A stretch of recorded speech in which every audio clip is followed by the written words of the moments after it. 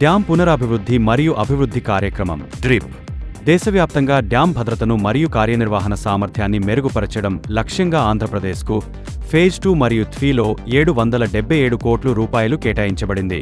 మన రాష్ట్రంలో వివిధ ప్రాజెక్టులలో స్ట్రక్చరల్ రిపేర్స్, స్పిల్వే వృద్ధి, మానిటరింగ్ సిస్టమ్స్, అత్యవసర చర్యల కోసం ప్రణాళికలు అమలు చేయబడుతున్నాయి.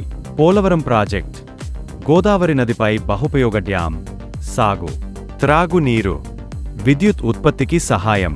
నాగార్జునసాగర్ డ్యాం ప్రపంచంలోనే అతిపెద్ద మేసనరీ డ్యాంలలో ఒకటి, సాగు, విద్యుత్ ఉత్పత్తి కోసం అప్గ్రేడ్.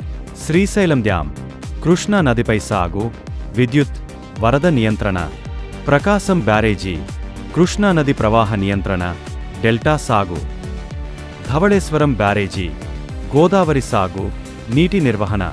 ఇలా మరెన్నో ప్రాజెక్టులలో డ్యాం పునరాభివృద్ధి మరియు అభివృద్ధి కార్యక్రమం ద్వారా మన రాష్ట్రంలో అభివృద్ధి కార్యక్రమాలు జరుగుతున్నాయి.